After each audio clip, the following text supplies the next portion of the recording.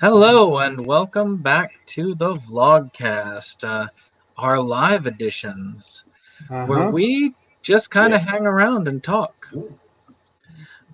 I've got here, of course, Kotobuki Jake, my usual co-host here.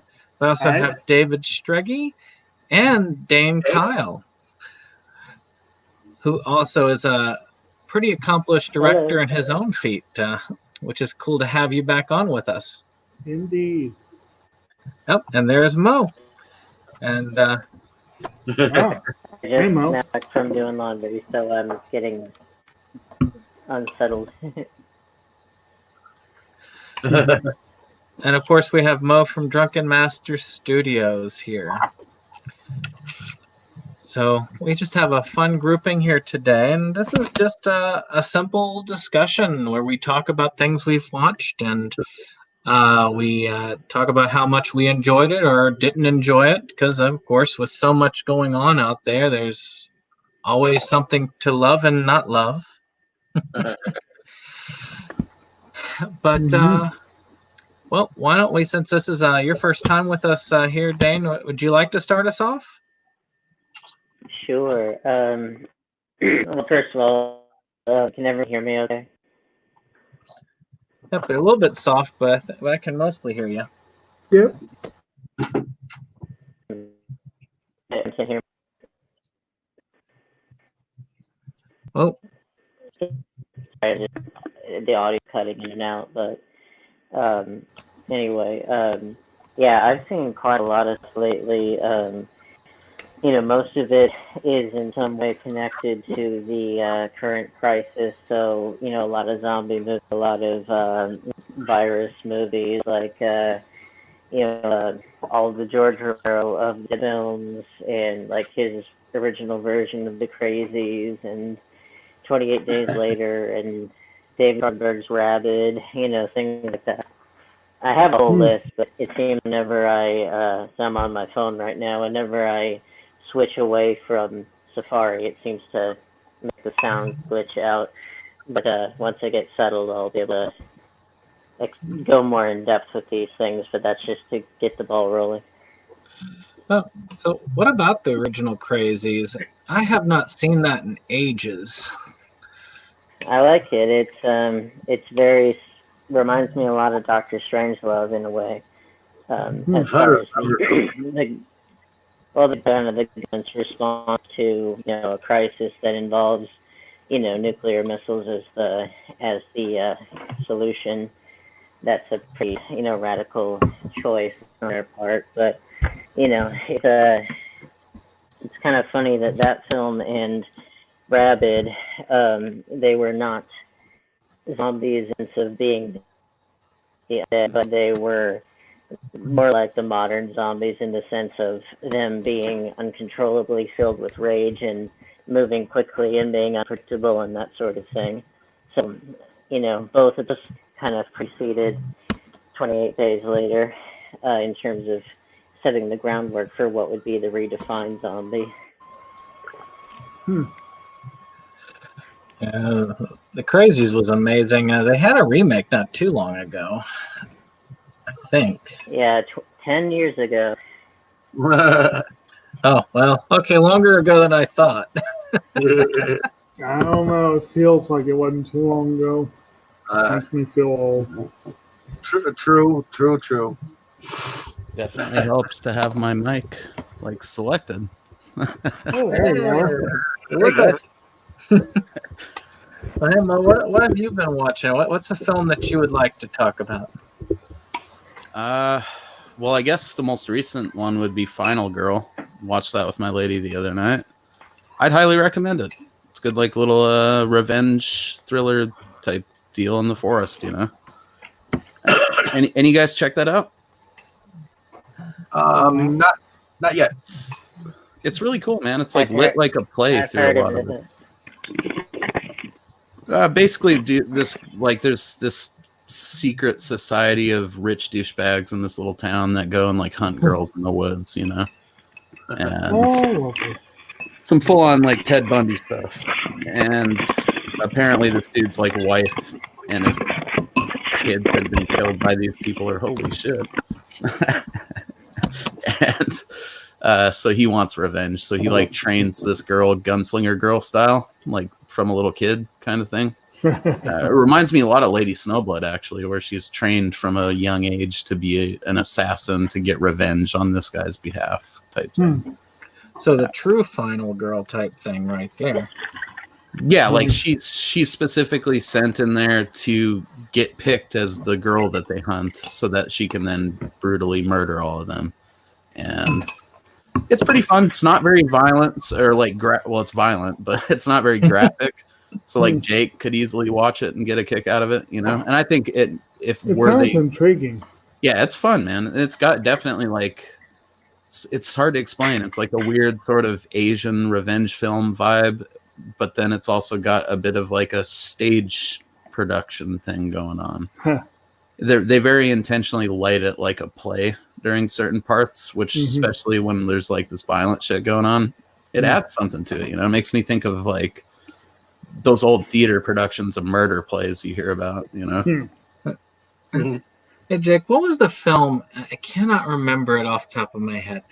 It was the film that they basically blocked it like a play, and they had the tape down on the floor to represent. The whole thing was on a blank sound stage with just tape and props? Yeah. That was Lars von Trier's Dogville.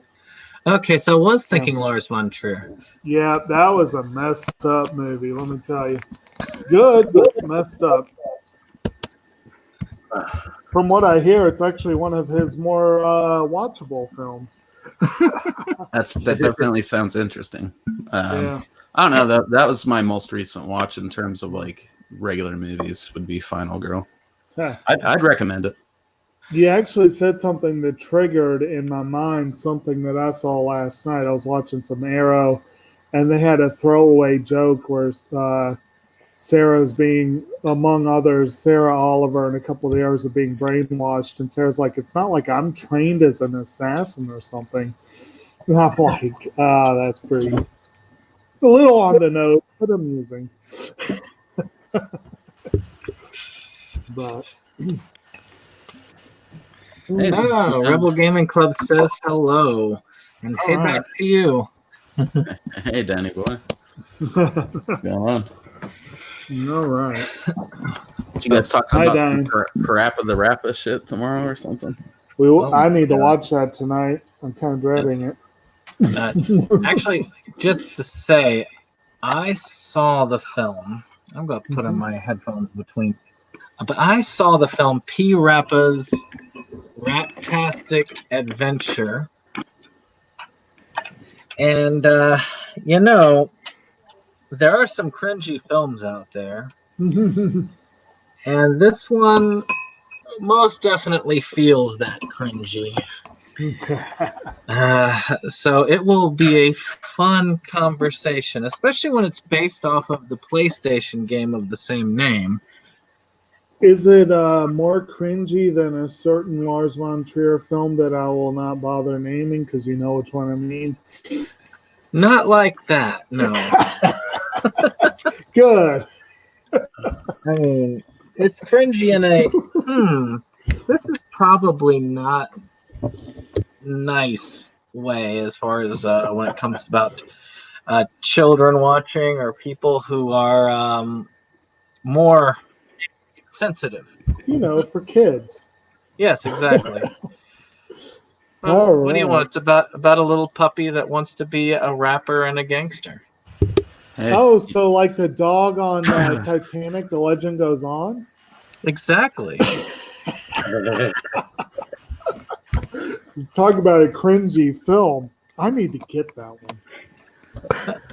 So what? Which I don't get why the animated Titanic films, of which there's like two main ones, and then there's like that spin-off, that tentacle person one. I can't remember what it's called. It's like Tentaculia or something.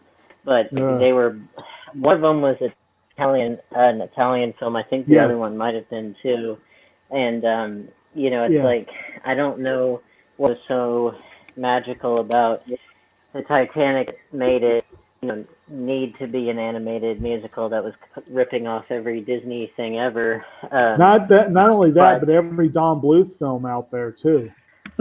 So wait a minute. Yeah, Are you guys saying like the Italians made shitty schlock sequels to the Titanic? Yes. Oh No. They made an Italian film that ripped off every Disney and Don Bluth film they could think of that came complete with a rapping dog. It sounds Yeah, like the best thing in the entire world. Dude. Well, if you don't believe us, It's so awful. It's great. It's it's completely out of nowhere, and even the scene that like directly precedes the musical number is edited in the most bizarre fashion, to where you're like, what just happened? And yeah, it's just like how in the like 70s and 80s there were all those Italian rip-off films, or films that they claimed to be a sequel to something, but they really weren't. Absolutely love it. I love that fucking snake oil salesman shit right here. Like, check it out, kids. Got that Dawn of the Dead too. You didn't fucking know about. Yeah. Well, and it seems like that Titanic, The Legend Goes On, and the other one's called The Legend of the Titanic, so they're very similar. Yeah, but as soon as you guys mentioned it, that's what I thought of. Like, oh shit, they're trying to sell us this, like, we don't know that there was only supposed to be one movie. Oh yeah, well the crazy thing is that only in one of them, Titanic: The Legend Goes On, that's the one that has the rap dog, but at the very least it has the decency to actually have the ship sinking. The Legend of the Titanic does this whole big thing about the save the whales, and the Titanic saved by the giant octopus. You think I'm making it up, but it's true. No, I fully believe you, and I think that this is the best fucking news that I've got in a long time. I forwarded you a copy. Free Willy 6, right? Hey, Brandon, you had that screen capture, right, of the dog doing that. What was it? Party Time? Was that what the song was called? Yeah, it's Party Time. This just keeps getting better. This just keeps fucking getting better, and I don't know how. This has got to be one of them. So let's tell you. Sweat it. Actually, look at it. Enjoy the show. How was that not up for some Oscars? Well, I tell you, the best original song category is pretty much worth it at this point. So hey, why not? Throw it in there. It could have been a nominee. It'd be so awesome to be on that committee and just troll every year, but somehow if you can't insert like that's what the makeup committee is for. They troll the Oscars every year. Put Mac and me in there every fucking time.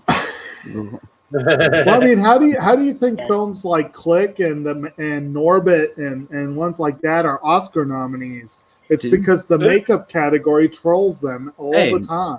Okay, well, fucking then but on that note, the fucking Ewok movies should have at least been nominated. Right. They had that big troll motherfucker in that one.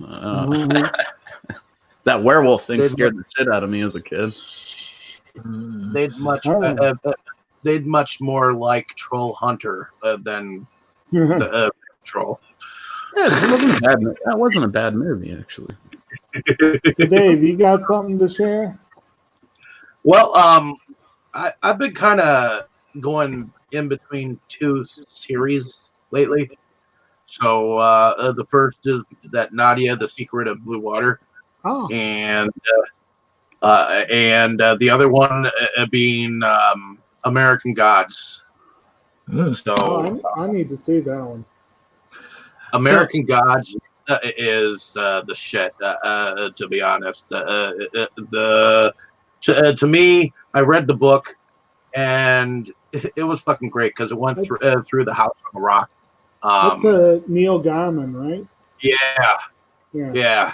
I still need to check out Good Omens, but right now I just got past the episode that they went through the House on the Rock, and boy, did that bring back memories.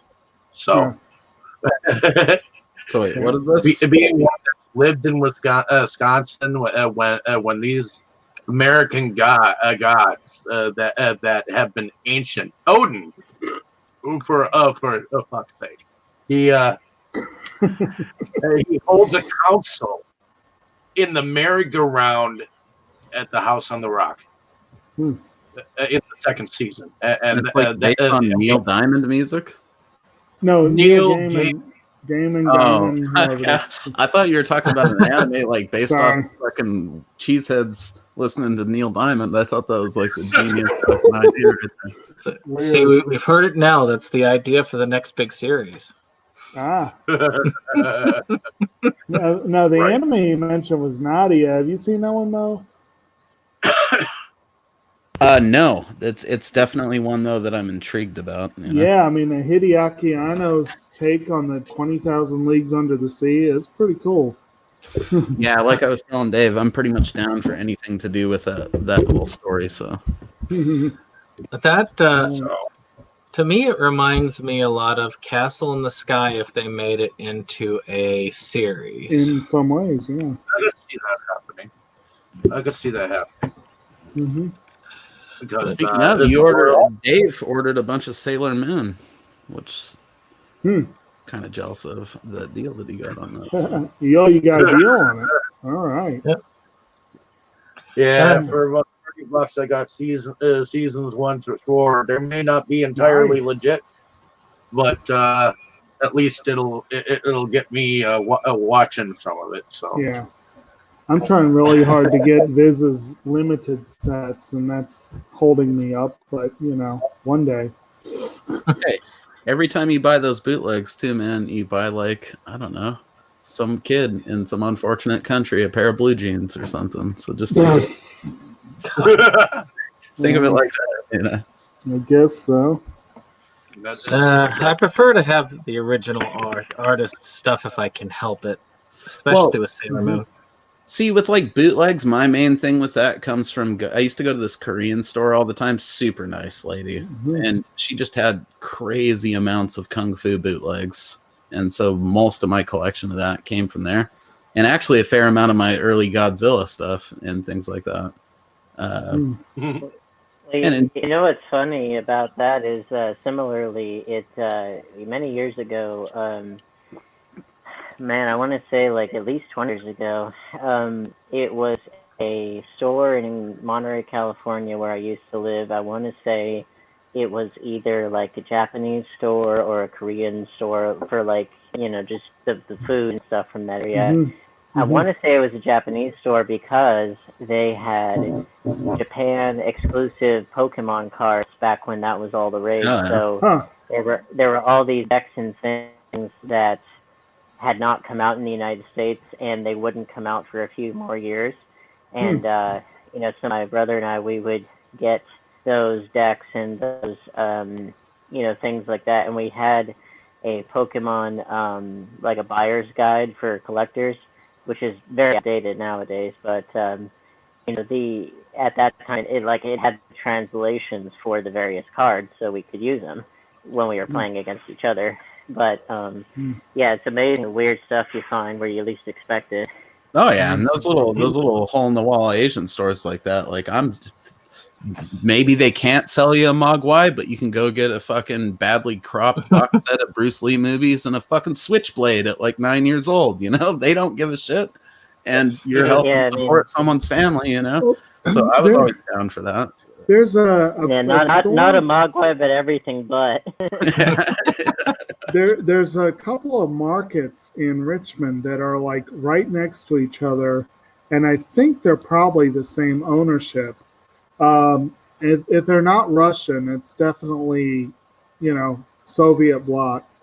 And one of them is like a general market, and they have some really cool stuff. I like some of that stuff, and you can't get it everywhere. Yeah. But one of them is basically a fruit market, and I haven't been there in ages, but the last few times I was been, they had not only Russian language magazines shipped directly from, Mother Russia or whatever, but they had like multiple racks of what appear to be Russian bootlegs of movies, both American and actual Russian films. And it's kind of cool, especially because we do not do a particularly good job of releasing Russian films here. There are a lot of them that never get a release. Of course, that's also true of East Asia. There's a lot of Japanese films I'm aware of that I'll probably never see a legit release, and ticks me off in some cases. I mean, but I have one of the Korean version of Honey and Clover live action. Right. I have reasons I want to see that. why I would be willing to go with a boot if there is no other way I can get it legally. Right. Like, just a good example, Kamikaze Kaito Jin is a anime that's really cool. And I have all the comic run that they did. But you can't get the anime in the United States, and which is sad because it's very Sailor Moon-like. So the only way I've got it is through this rip-off set. But again, it's when I look at things like that, or there was one that I've got like a VHS of, but I want a DVD copy, which was Think Big, which has the Barbarian twins, as I call them, and it is, it's just kind of cool to have a copy physically, and then hope one day that. Oh, go ahead. Oh, sorry. But plus the fact that with bootlegs, sometimes you'll find things that have never been released on any home video format at all, or at least not in the United States, or where whatever it happens to be. Like, good example is I used to have this set. I have since mailed it to a friend who was a huge kaiju fan, but I had a complete series of Japanese Spider-Man, which is more of a kaiju series, or a tokusatsu.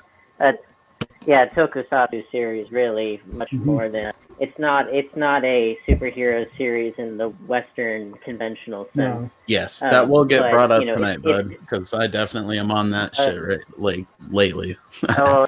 It's really good for what it is, and the Spider-Man's my number one favorite hero of all time, and it's not Peter Parker, but at the same time, for what it is, it's really, really good. And I like Godzilla, and I like all that kind of thing. So, but that was cool because that's never been released in the United States. Wasn't that kind of the series too that sort of introduced, I think, the kaiju shit in a lot of ways to the tokusatsu stuff, and then they started putting it into other shit? It was a contributing force.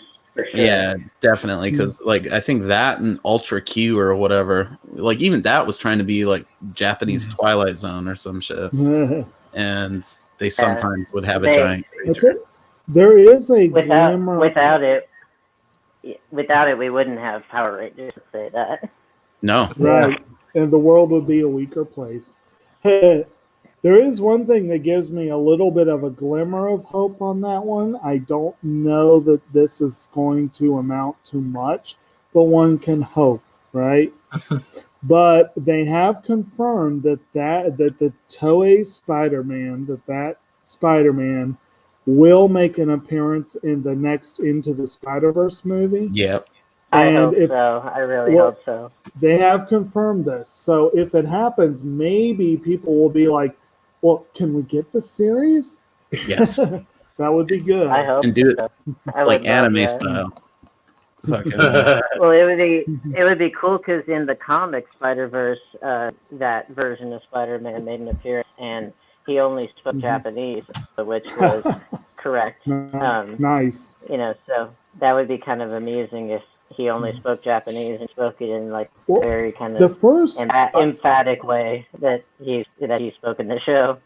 The first Spider-Verse did a phenomenal job. I'm not familiar with all the pieces, but I have been reading the Spider-Gwen series, and I am familiar enough to know that they did a really good job of adapting the parts I do know. And if they actually keep to that and do a good job of sticking to the comics, which I know that's blasphemy for most comic book films, but, we can hope. Well, and actually, you know what? That's a good segue because Brandon and I have a long backlog dating back to the Christmas season of things that we never did talk about on the Vlogcast. And one of them on my list is I watched my copy of Into the Spider-Verse. So I'll mention that. All of y'all seen it, right? At this point? I have not, actually. You have not? No, You're deprived, Mo. No. You're deprived. I'm usually like a year or two behind with Marvel movies or like any of that shit. 'Cause I don't know. It takes me that long to see them for some reason. What were you saying, Dave? I have not seen it as well. Oh. We need to do that on Movies Galore then. If we finally get the superhero theme, that will be one of my submissions. I have many. Oh yeah, It is awesome. really good. It is. The last 2 years of animated Marvel or DC universe, I have not entirely picked up because prices have gone up for that shit. Yeah, I know it's pricey. I ended up getting convenient to collect it all. I think I got that one though. I got it on Black Friday, I think, for like $7 or $8. So it's not too bad if you get it at the right time. Well, tell you what though, if you guys want to talk about it real quick, I actually do have to step out for like 3 to 5 minutes. Okay. Well, I'll go ahead and mention. I'm not going to give spoilers anyway. I'll just, which means I can't talk about certain aspects of the film, but. Basically, it was one of my top films for that year. And even though there were two bad-ass anime that were robbed of Oscar nods, Mirai and Makia, Into the Spider-Verse still was good enough that I did not mind it winning one bit. But basically, you've got Miles Morales as the main character, and then you've got Spider-Man Noir, Spider-Pig, an alternate Spider-Ham, right? Ham. Sorry, what was it? He was a spider bitten by a radioactive pig, right? Am I remembering that correctly? and then you had he's basically the Looney Tunes version. And then you got that was so great. And you got an alternate universe. Yeah, that was good. You got an alternate universe, Peter Parker, and it was kind of nice seeing a average build superhero. And of course, Gwen Stacy, Spider-Woman, she kicks. She's like my favorite Spider-Man. She kicks ass. I love that comic, and they did such a good job with adapting it. And it was just good times. And this could have been an entry as well for Music Lovers March because it has a kick-ass soundtrack. Hold on 1 second.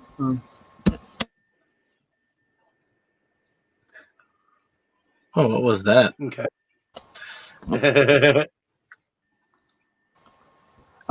Sorry about that. I had but yeah, so that's my brief intro on that one. Well, here's a question for you, though, because some people were saying it was the best Spider-Man film ever made, which I'm a little conflicted on that just for the simple reason that Peter Parker wasn't the main character. It was Miles Morales, and that's the only film of his that he's had, so it's kind of unfair. I don't really think you can compare it to the Peter Parker films. At least that's just me.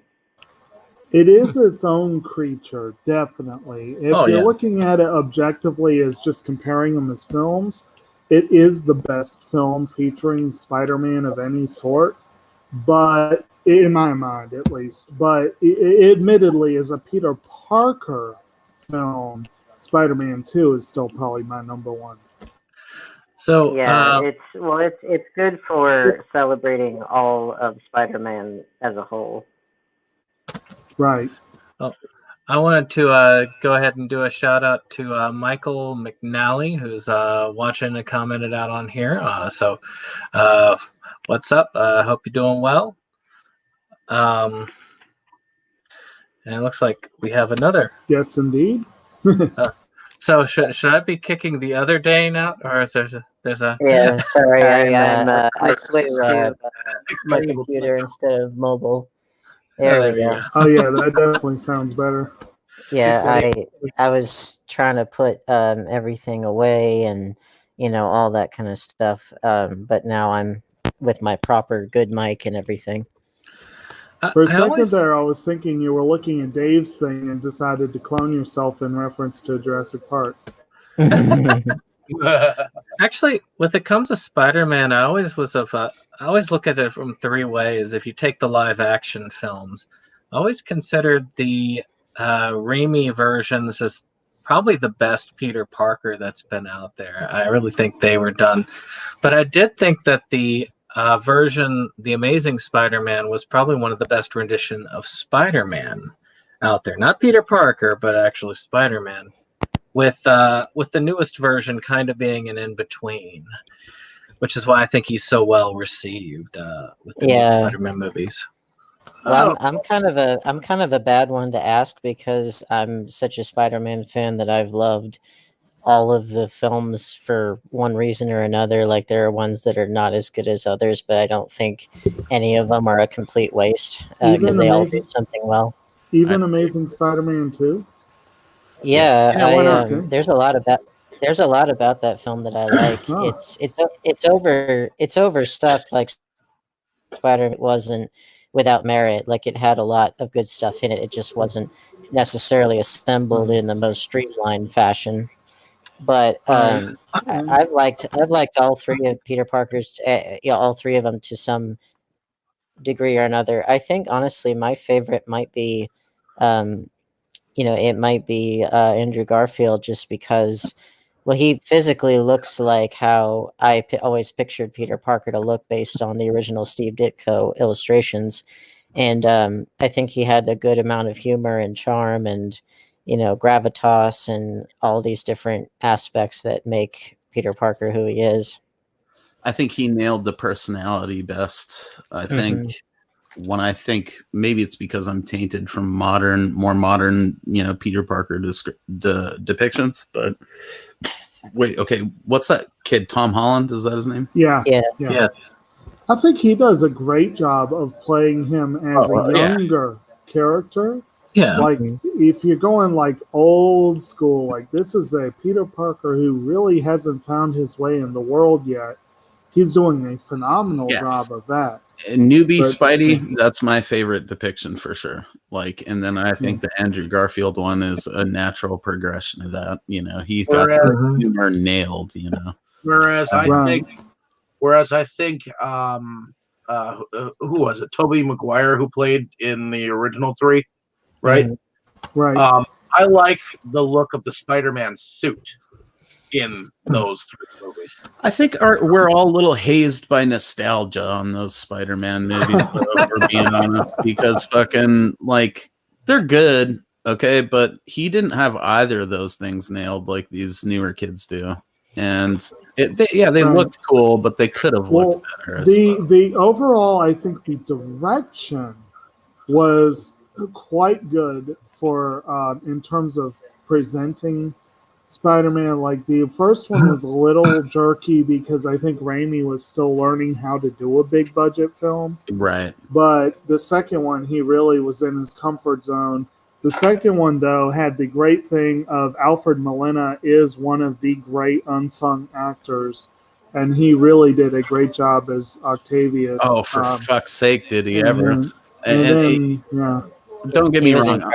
I love those movies, dude. Those are my favorite Spider-Man movies, obviously. But it's just, I think on certain aspects of them, people certain aspects of them will obviously improve over time, like the visual effects and how to think about how to portray the character visually, and also like what different aspects of Peter Parker do you want to emphasize over others, because unless you're doing a series, there's no way you're going to be able to encapsulate it all in the course of one movie, because there's a lot to Peter Parker. I think they all build on themselves and they all have something different to offer. Tobey Maguire is probably my least favorite Peter Parker and Spider-Man, but I think that his movies generally were the most focused and the most fun, true to true to the pathos of Spider-Man as a story. I did really like the fact that in that series, with all three of them, you see Peter grow up a little bit more, and you see him tackle the kind of young man, the various points at which young men get tested. You know, like end of high school into college, and then college and trying to keep a job, and about to leave college, and going to get married. You know, those are all big steps for a young man to take, and it was nice we got to see him make those steps. Yeah, especially coupled with like him growing into the responsibility of being, the superhero that he is. And am I remembering correctly that the second movie was the one with the landlord that kept going rant? Yes, because I love that landlord. Yeah, there were some amazing side characters in those that weren't necessarily in the comics.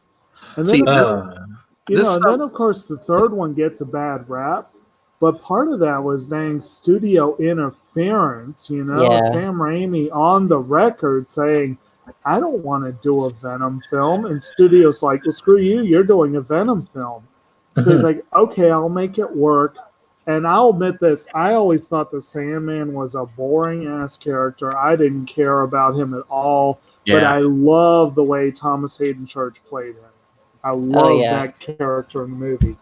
So that was the first time that they really gave Sandman any kind of dimension, because in the comics he was always just kind of a two-bit thief who happened to be in the right place at the right time to get sand powers. He's whack. His power is like eternally getting sand up your butt crack at the beach.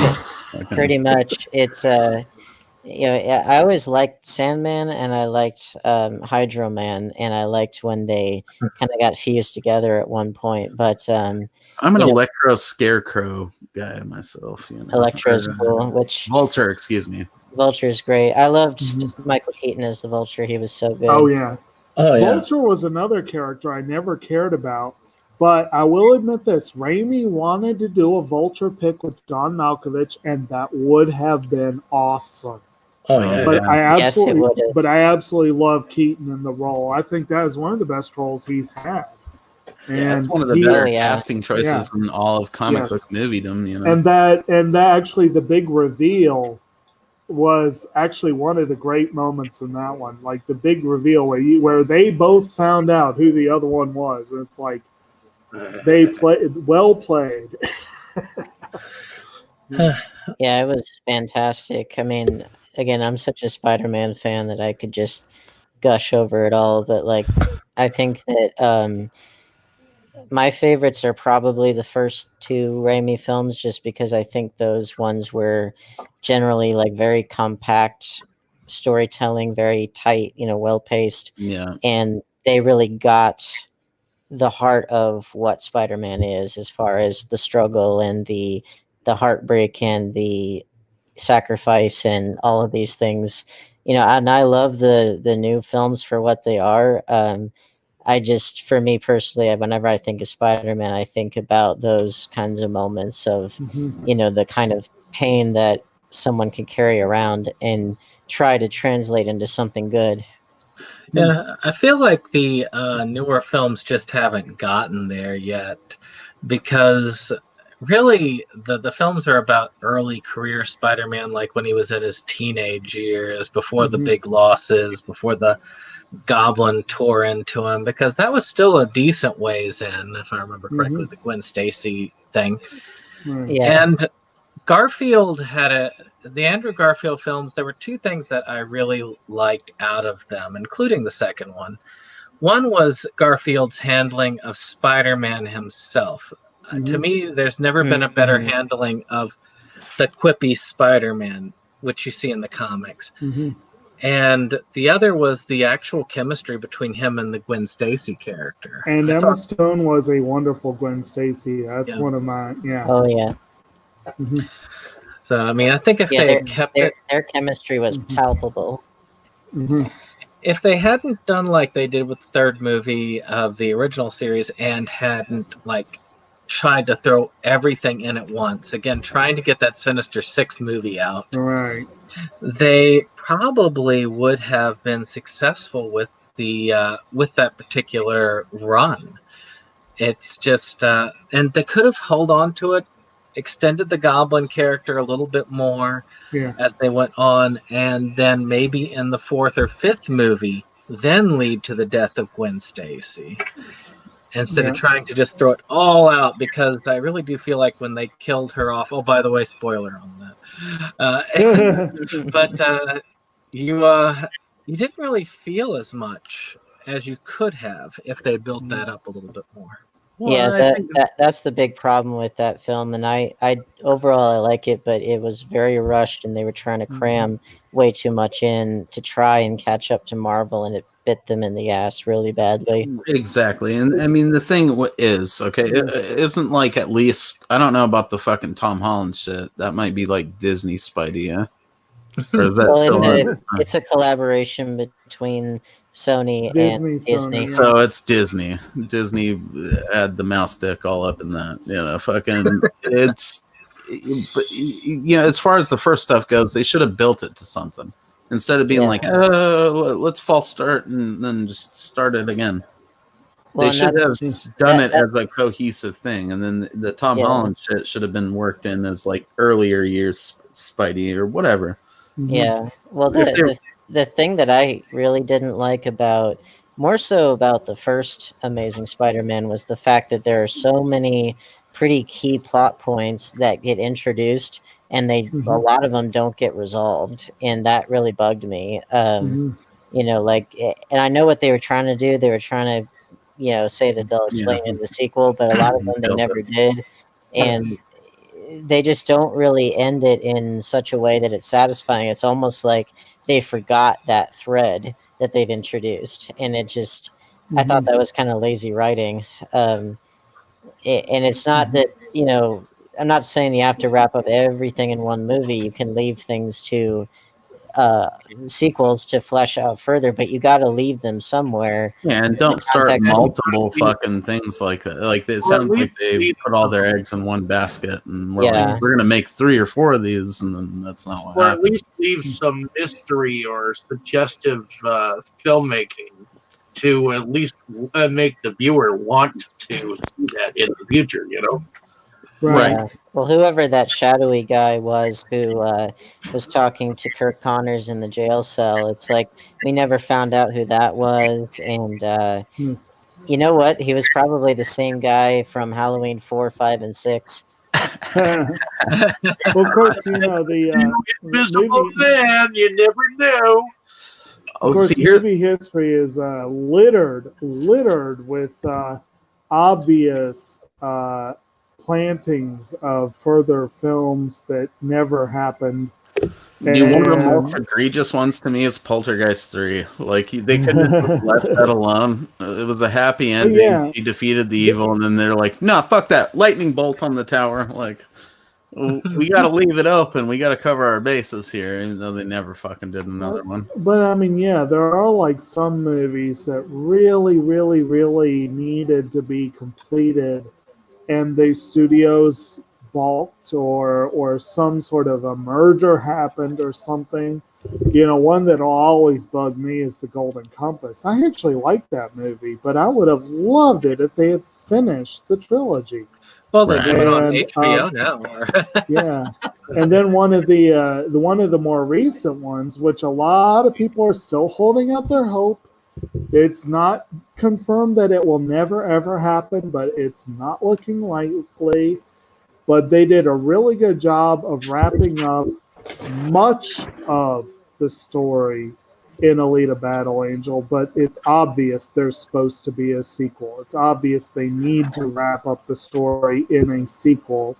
Yes. Right. And it's like, probably not going to happen. Don't forget about Divergent, where they got like three out of 4 of the movies done, and then they couldn't make the last one finish, which I thought was pretty embarrassing on their part. Didn't There's they? got to be a way. There's, Well, I think with them, I think they tried to say, well, we'll go ahead and make it as a TV movie. And then, Yeah. what's her name? Shailene Woodley said no. She's like, no. She's like, no. I signed up for 4 movies. fucking bitch. Yeah. Well, I can't really blame her though, because yeah, I mean, at that point, how many fucking seasons did the show go? No, we're talking movies here. How many movies did they have? Three movies. And she was pissed that the 4th one was going to be a TV movie. Like, you made 3 movies worth of money off these motherfuckers, man. Yeah, but they're not they're not fulfilling their end of the deal, and they're not.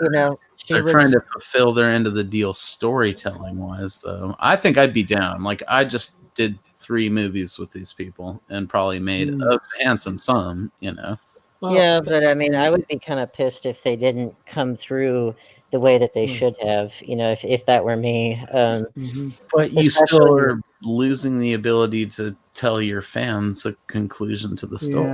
Yeah, so there's a delicate balance there, because I mean, on the other hand, you got to honor your promises if you're the people kind of setting these things up, and if they don't come through, then it's like, well, you got to do what's best for you. I do. Well, obviously, I would have liked it if they'd have finished the whole thing. Not that I was overly invested in the thing. I only saw the first one, and I thought it was very forgettable. Even though I like Shailene Woodley quite a lot, just the series as a whole was very forgettable. But we have another comment on here. Tom from MySpace is asking, who's seen 1917? Great film. It is a great film. I'll have to say I did actually watch it, and it was pretty decent. Yeah, I rewatched the Steelbook as one of my things here. I actually got my wife to sit down and watch it with me on the 4K TV, as it's meant to be. Well, I think it is your turn to present one, isn't it? I don't know whose turn it is. But we did watch that one. I don't mean to interrupt our momentum, but I definitely want to address anybody who's commenting. I think I'm the only one who can see it. So no, we can see it. You just have to click over to can't comment. Yeah, so I just want to make sure that anybody watching also gets a chance to participate. But 1917. Actually, you probably have. Did you get to see that, Dane? I know that. I didn't honestly get to see it because that came out at around. Well, not to get too far afield, but like, my normal watching habits for stuff in the theater has not been what it used to be for my own purposes, but then also, I tended to like to see films in the theater with my now ex-fiance, and there were some things that she wanted to see and other things she didn't, and we were very tight on money because she was kind of a spendthrift and all that kind of stuff. And then now that I'm single again, the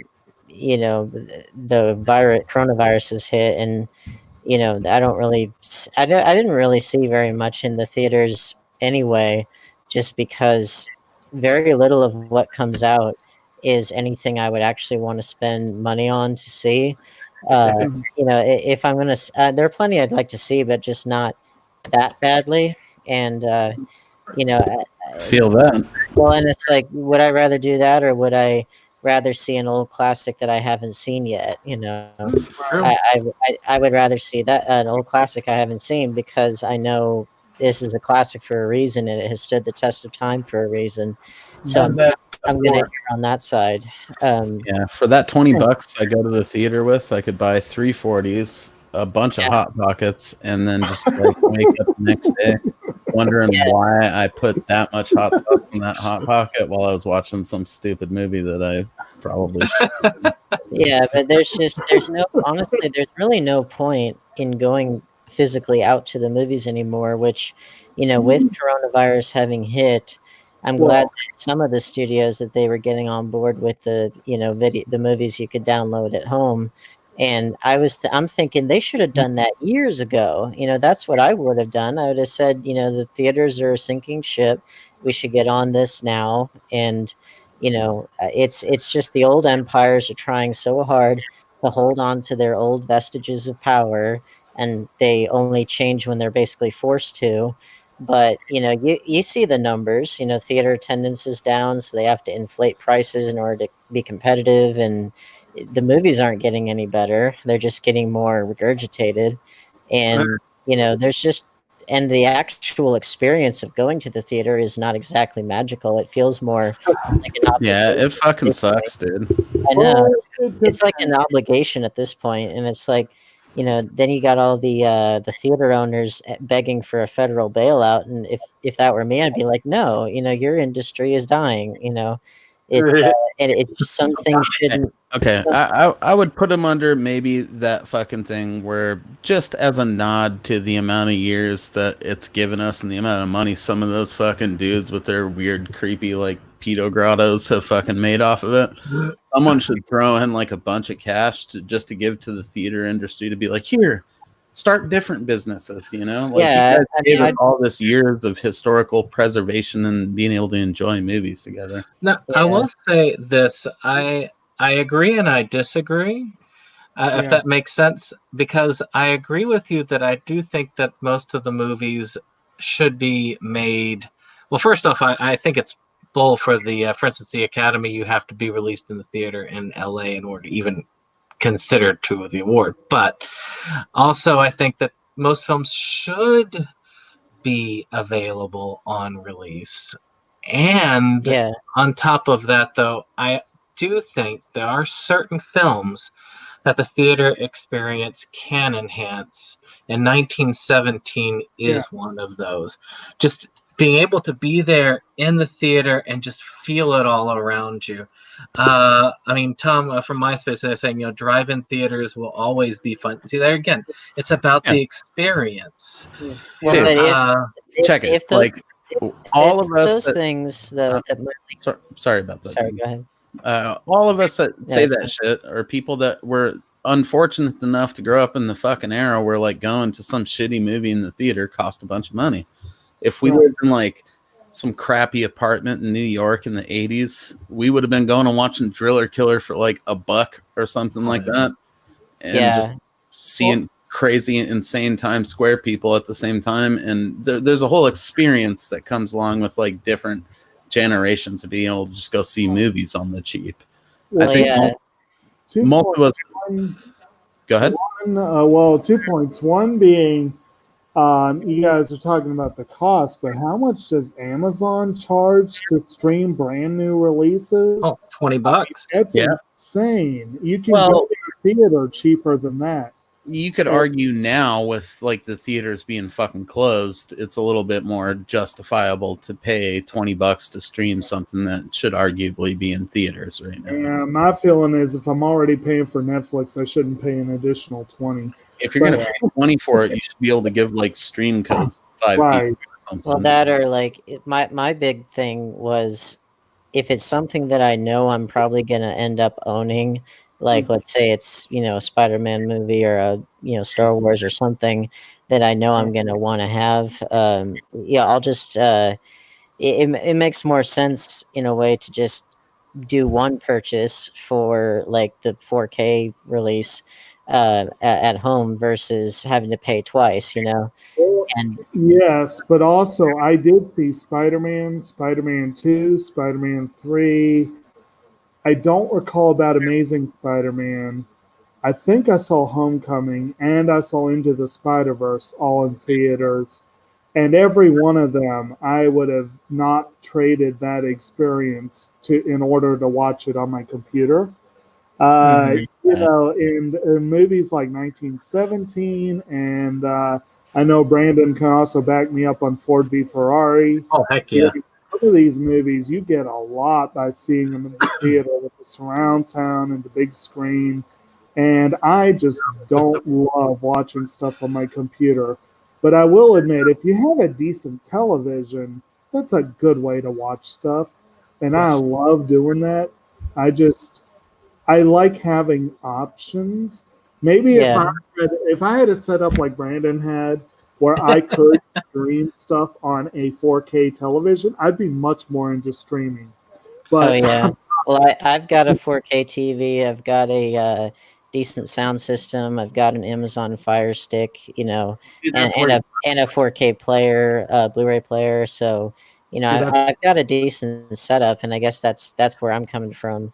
yeah. But I also care about making sure that my viewing experience is a high quality one as much as possible. And I'm not even, in saying what I'm saying, I'm not even against the idea of theaters still existing. I'm just more uh, taking a shot at the fact that the old empires are trying desperately to hold on to their power when they need to adapt, and also that they're trying to keep this kind of obsolete thing as the norm, when if it's going to exist at all, it should be kind of a novelty thing or a niche thing, like a special thing. And I think that's where, like, those Cinebars, I think that's where they were trying to go, to make it like dinner and a movie and alcohol and a night out and all these things. You know, it's a little bit like that's also part of what's behind the whole Fathom events thing that's going on now. Like I went we talked on our last vlogcast of I went to see a live concert stream, which they've started doing concerts and ballets and operas and that kind of stuff. And for the people who can't actually go to the theater, that's a valid alternative there. But yeah, they're definitely trying all kinds of new stuff to keep going. Well, there was some shit too, like Yeah. few years back, man. That was pretty revolutionary. Like I went to Comic-Con a couple of years in a row where I bought this special ticket package where you got your pass to the con and then you got this flip.tv subscription thing where you could go. Then, like, every fucking room at the con had a camera that live streamed what was going on, you know. So you could buy like a virtual ticket to the con and it would show you everything from the entire con, you know. Well, that's a good idea. I mean, well, what I like about, say, as far as package deals like that, what I like as a concept, I think Amazon Prime has the best overall business model, because not only with your account do you get, you know, the advantages of free 2-day shipping and, you know, all that kind of stuff that you would use for just normal goods, but you also get Amazon Prime Video, which for my mind has the richest library out there for streaming, because they have new stuff, but they also have all the old stuff that I like to watch, and obscure stuff and independent stuff. You know, it's like they just give you a lot more, and you get the benefits of regular Amazon Prime, which I just think that's a smarter deal. But yeah, my overall point is just that if theaters are to exist at all, they should be something more special than what they are now, which is nowadays they just feel like an obligation and an annoyance. It just they're not what they once were, and they need to adapt, or just they need to transition to streaming. Yeah, it's simple. Okay, it's simple. Half price streaming tickets at home, you know, or you offer fucking beer in the theater when we go. Yeah. Like, there's no reason I should get a beer and a flaming Dr. Pepper or something delivered to my fucking seat while I'm paying $20. On the Cinebars, they were doing that, you know. I will admit one thing that would increase the experience is if they didn't price gouge so much at the concession stand. Yes. That's kind of definitely. That's the only way that the theaters themselves can make money, and that's why they do that. Which you know, that you have to think about the profit margins there between the theater and between the studio or whatever. But yeah, the whole thing is messed up. Those studios make an insane amount of money. I mean, and also you really look at it, they're basically showing the movies for free, like you said, and they get for most of their revenue from the theaters. Though they more and more they're getting it from home video and streaming, right? Because they're getting most of that ticket price. But you can only get a little bit. Like if you're, I guess the whole reason Amazon does what they do is that's one of the only ways a studio can really make money on streaming, unless they have a controlling interest in the production, like I guess Netflix does with a lot of their stuff. Actually, Have any of y'all seen that one, The Platform, that's come out on God, I Netflix? want to. I want. I noticed it was mentioned in the comments, so I thought I would go back to it when I had a What segue language to is throw that? it. It's got, gosh, I can't think of the original language. I've seen it in the English dub, but I didn't watch the original language. But it was a pretty cool, like a psychological movie. But I thought to myself, a cool idea for a transitionary. You've got a lot of these theaters that have this independent setup. And I was thinking also when I was watching, was it Dolomite Is My Name? Nice. Also, in that sense, as using the theaters as kind of renting the equipment, so to speak. So, imagine like getting a bunch of like friends together and you pull on that thing to rent the equipment to like say, we're going to watch The Platform on the big screen in this theater, and we're just going to get together, we're going to get some stuff and just have fun here watching this movie, or do that. Like something like that would be really cool, to be able to take movies. And I think I talked about this earlier on, but having that ability to take movies and throw them on the big screen, or movies that never would have gotten the chance to be up there, would just be kind of cool. Yeah, I like that idea of renting the space. That could be a way that they could survive, and you could make it into something special. Because that's really the only real advantage of the big screen anymore is, the fact that it for most people, unless you've got a decent setup at home, for most people that's going to be better than what they have at home. Certainly better than their computer. And they've got surround sound and everything. That's like the well, it's and that. But the only thing I'd say with that is yes, but that also presupposes that the theater experience, that the backbone of it is that the movie itself is really, really good, like a super high caliber film, not necessarily in terms of the scope of it, but just more so like the story really is hooking the audience. Like a good example of that, I had seen E.T. quite a number of times on VHS as a kid, but then I saw it on the big screen when theater was showing it, and I saw it, and it was like seeing a totally different movie. Like it just felt so different. Yeah, that's part of Conan the Barbarian the same way. Well, part of it is that John Williams' score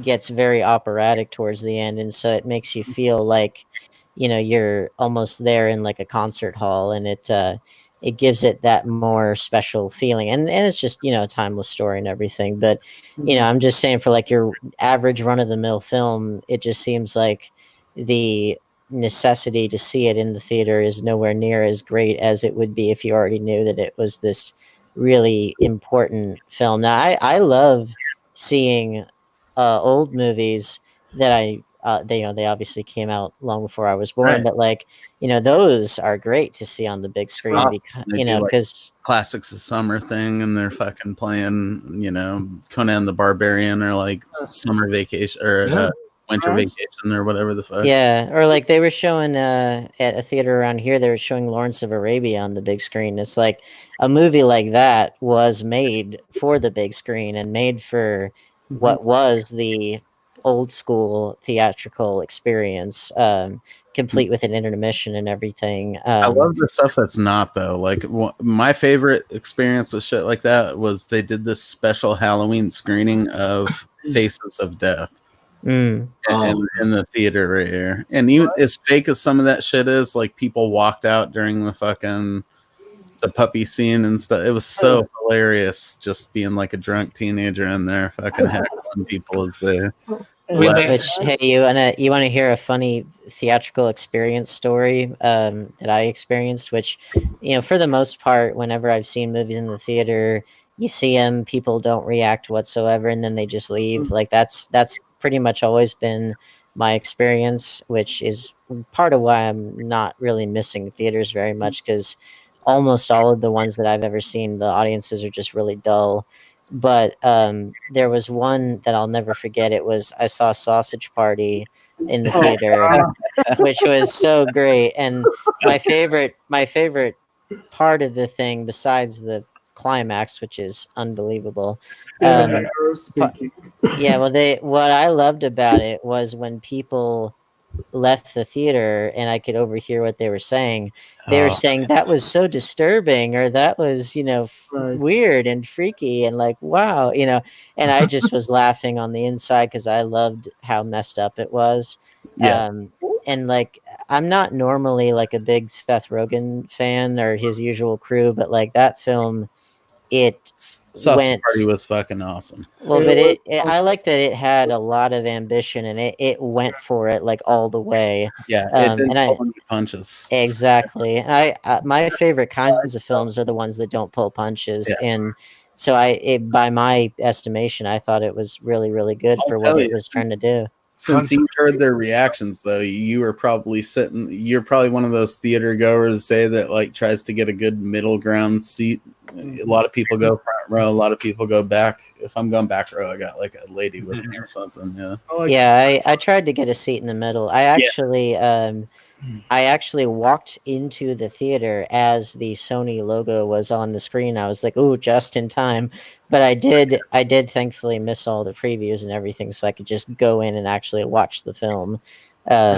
Which that's another thing I really don't like about the theatrical experience, is all the stuff you got to sit through to actually get to watch the movie. See, to me, I love that shit. I don't like the commercials, but I love the previews. See, I love the commercials too, man. When it's like some asshole from the local area that's trying to sell me car insurance, like, I don't know why there's something about his stupid face. I get an idea though. Like settling into my seat. It's like, yeah, I'm settling into my seat. This dickhole's trying to sell me car insurance. Fuck this guy. He's not in here watching a movie right now. He's at home worrying about car insurance. Like, it fucking fills me with joy. Every idea of hearing the actual reactions. My brother and I went to see the new Star Wars film because he's a big Star Wars nut, and I was sorely disappointed by it, as I've mentioned a few times. But what was interesting was when it was over, these random couple, I always sit through the credits, almost always. And I did this time. And me and my brother sat through the credits. And this couple directly behind us sat through the credits too. And when it was over, they just randomly started talking to us because they wanted to know what someone else thought about it. And I was like, I've never really had that experience before. It was very interesting. But I was going to say, like, that's unusually astute. Right. I'm impressed. Dave, you said you were saying something? Well, everyone here has at least heard some of my horror stories of being in the theater. One of the worst experiences was actually during one of the Milwaukee Film Festival things.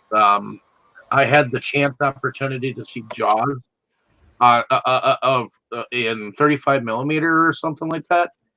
And there was this guy who was sitting in front of me, hysterically laughing through the entire film, and I just wanted to beat the fuck out of him. Find him in some back alleyway, and there was going to be some murder happening because that was just. I wanted to feed him to the shark. See, seriously though, this is my thing lately. Is like, I'd like to connect with those people. Like, who was that dude that fucking ruined that screening of? I'll give you a connection. Hold on. It'd be sick if we connected you guys and like put you in a room together, and you were like, dude, what was so fucking funny? And then he told you the story, and it was like, that is pretty fucking funny. And then you guys just like ate chicken wings and watched Jaws together uninterrupted. How sick would that be for the premise of a TV series? Like, we find out who fucking was at these theaters back in the day that has these shared experiences of like fucking the movie up for each other. And then we put them together and make them like smoke weed and eat chicken and drink beer and watch movies together, Well, Though there are like we have a theater in Richmond. I hope it'll stay open. It's a historical one called The Bird, and they have the old timey Wurlitzer organ and stuff like that. And they show older films. They used to use midnight screenings, and they used to be only $1 or so. I can't remember. They were very cheap. The midnight screenings were a little more, usually like $4 or so. But and you would go there not just because of the screening, but you'd go there with the crowd. They would do they would play Dark Side of the Moon with the Wizard of Oz, or you'd hear the people doing that, and it's just the people reacting to the film. You do that to have fun together. As opposed to like something else in there, like when I went to Paranormal Activity, and people brought a bunch of like 3 and 4-year-olds to the thing, and that kind of just messed up the experience. My experience with Paranormal Activity was a good example of where it was great to see it in theaters because it was empty and I was pretty much by myself, and it was dark and rainy when I went home. I went home to a dark house. And it was perfect setup to be creeped out for the night. But I tell you, though, about those midnight movies, Dan, I think you remember when we did your boy Kubrick's The Shining. Yeah. That was one that I actually saw the midnight screening. And again, there was one random troll in the crowd, one random guy who's trying to be a jerk, but it just made it for me. Everyone was quiet for that movie. They were watching it closely. Yeah. But every time the black title screen came up, some random guy was like, "Ah!" See, dude, that's what I mean. Like that shit can make a whole movie. Exactly. That's pretty funny, actually. But yeah, I mean, I get what you mean. I went to 2 midnight screenings for The Princess Bride. The second one was a little disappointing, but the first one, people were laughing and cheering and quoting. When they did the roll call at the end of the movie, people were either booing or applauding for each character. You know, they were into that showing, and that was great. That was an energized crowd. Oh, so yeah. Well, I'm with you as far as like those cult classic screenings or like Rocky Horror Picture Show or The Room or things like that where they're the fans that are there. Like, that's wonderful. I love that. You know, I don't want that to go away. Kind of interesting opposite of the Sausage Party story, kind of the opposite that's similar to your Paranormal Activity one and involves the director of Spider-Man Homecoming. So bringing it all back. But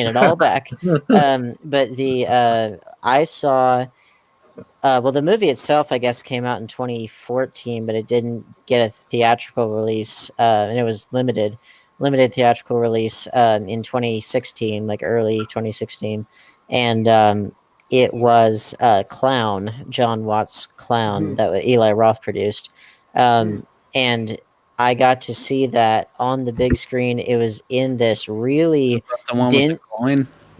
Yes. The clown suit is stuck on the guy and it won't come off. Oh, that fucking movie killed. I loved that. But what made it great was that I saw it in this really dingy theater in Rock Hill, South Carolina, which is 30 minutes away from Charlotte. It's this, it's a small town, but it's like a relatively big small town. But it was in this really dingy theater, the only place where it was playing. And it was in this theater was like, it had dirty bathrooms, and it was like not even stadium seating, nothing like that. It was very old, obviously. Well, and I was the only one in the theater for the entire film.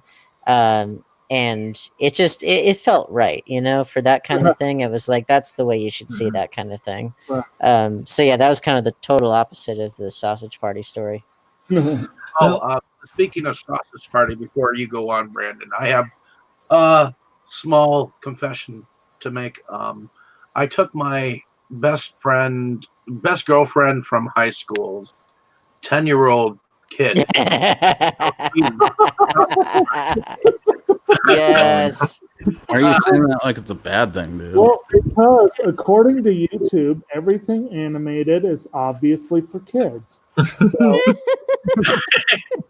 because it's not exactly age appropriate, and I was even told you do realize that it is an adult film. I'm like, yeah. So I walked right in. It was a screening. Awesome, dude. I love you. I love you. Yeah, thank you for doing that, dude. It was priceless when he went back home and told his mother. So I just thought you went, now that I found out what movie that was, I hate you. Okay, so this is kind of the opposite. This is kind of the opposite of my experience with the film, because Brandon was kind enough to give me that movie as a get well gift when I was on my deathbed, and here you are watching the film in such a manner as to put your own life at risk. Well, to me, I'm always going to associate Sausage Party with the 2016 election because we watched it on election night, and so it's always going to have a cloud over it for me. Well, that whole time. Well, hey, it made more sense than the election. I'll tell you that. Well, yeah.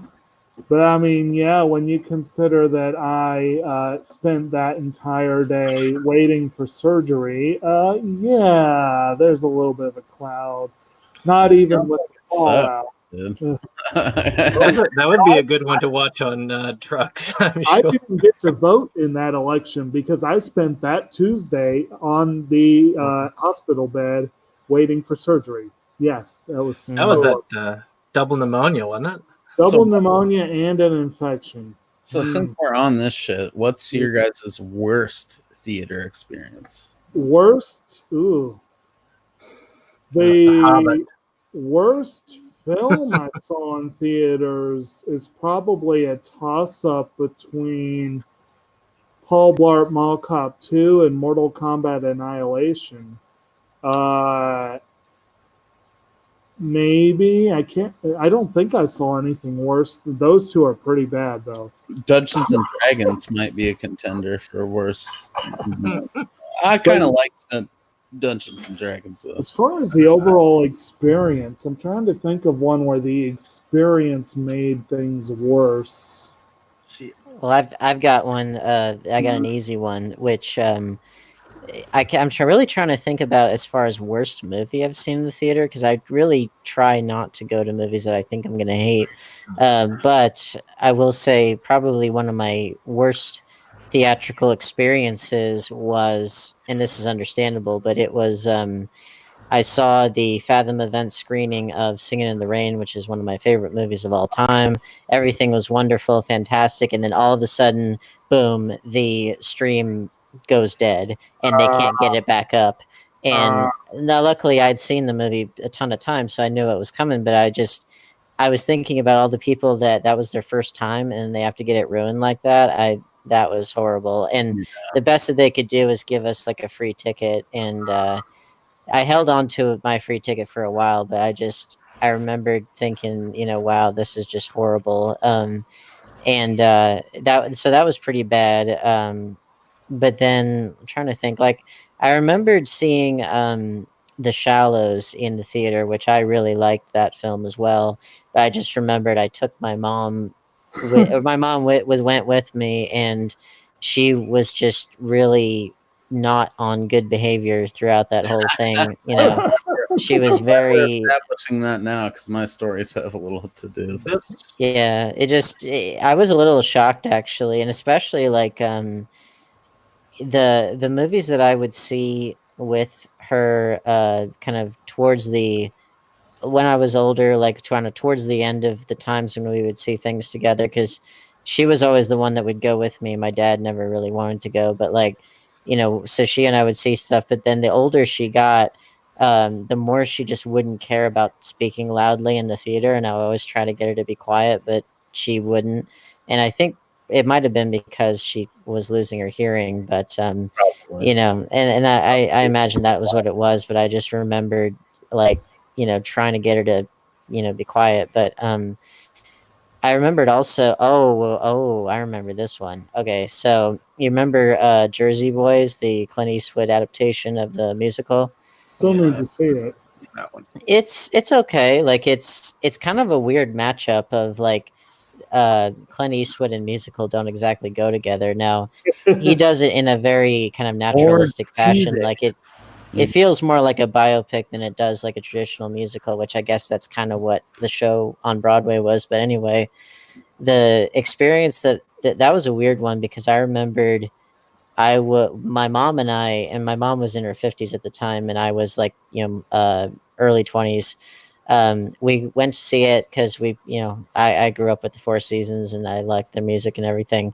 We were both of us were easily the youngest people there by far. Like it seriously looked like they got like an old folks home to show the movie to. And there was this guy down in the front row who I want to say for most of the movie, for whatever reason, he was going, like that throughout almost the whole fucking movie. And I was, on the one hand, I was like, well, he's old, he's probably in a lot of pain, or who knows what. But then on the other hand, I was like, can you kindly shut the fuck up? Yeah, please? there's a certain point where your admission price dictates that they cart his ass the fuck out of there. Though, it's funny you mentioned that, because I have a more positive experience, but a similar. There was a movie I went to where I was probably the youngest person in the crowd. This was 2008, so I would have been, in my late 20s, I guess. I'm just going to be the guy that says Jake in a movie that he's the youngest guy in the crowd isn't surprising. I was probably easily the youngest person in the crowd, but this particular crowd was actually a pretty good sized crowd. But it was for Woody Allen's Vicky Cristina Barcelona. That's a good movie. It's not a film that screams old people. See, and I saw that in an empty theater. I just thought it was hilarious because I was looking around. I'm like, they're all senior citizens, and this film about this hot and steamy love triangle. And I was like, yeah. Well, I mean, I guess that Woody Allen's target audience probably at this point skews older, or the audience that he once had, rather. And also, those old bastards that you see getting complaining about their senior coffee at fucking McDonald's are actually key parties in the 70s. I've had experiences since then that helped explain it better. One being that when I worked in a movie theater and Magic Mike 2 came out, I would be sitting at the bar before or after my shift. You would not believe the large percentage of 40 to 60-year-old women who would come to the bar, have a couple drinks, and go see that movie. Oh, dude, those cougars are insatiable, bro. And then when I was working in the library, it's mostly that same age bracket and older that are all about the 50 Shades trilogy. Dude, you could be pulling so much fucking cougar pelt at the library. It's really insane. There's a very sweet old lady who I hope she's still good, but she was old and infirm to begin with. Jake, just be up there are you familiar with the Hunger Games trilogy? Every week, usually multiple times a week, to have us put one of the 50 Shades movies on her hold list. Hey. And it was it was so much that I actually came up with this idea. And actually, if anyone's listening to this who's at all related to SNL, and especially if you have Betty White or Maggie Smith or any of them on your speed dial, there needs to be an SNL sketch about really, really, really old ladies in a book club doing 50 Shades of Grey. That would be amazing. We're missing an opportunity here if we don't include a joke about how, after a certain amount of time at their local video store or library, they should get a 50 Shades of discount. Or something like they that. Fucking do relate to it. I know Brandon's wife has told us her own take but of the horror stories of you wanting to sanitize your hands when the book is returned, that sort of thing. If you're over 50, you should just get the 50 Shades of discount anywhere that you pay for, because it's come on, man. She hasn't seen that action in fucking probably 50 years. At least take $10. my experience that I'd like to shave a little off the top. She fucking deserves it. Yeah. Actually, Brandon, you saw that in theaters, didn't you? What was it mostly old Brandon. people? Technically, I was supposed to. It was on Valentine's Day, and she wanted to see it for Valentine's Day, so I had to do that.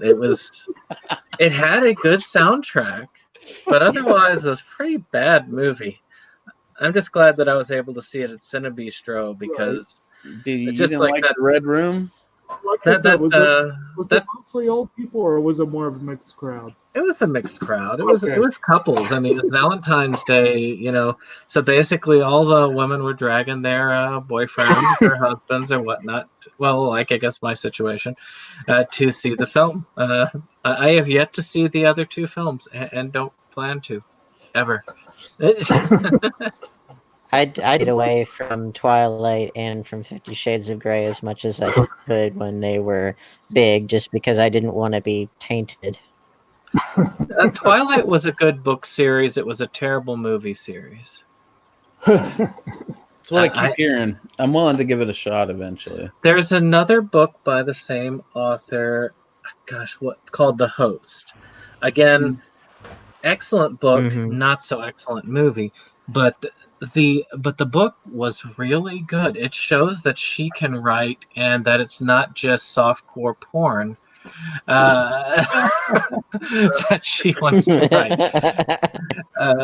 So it was. Speaking of, have you guys heard of like that weird cryptid erotica shit?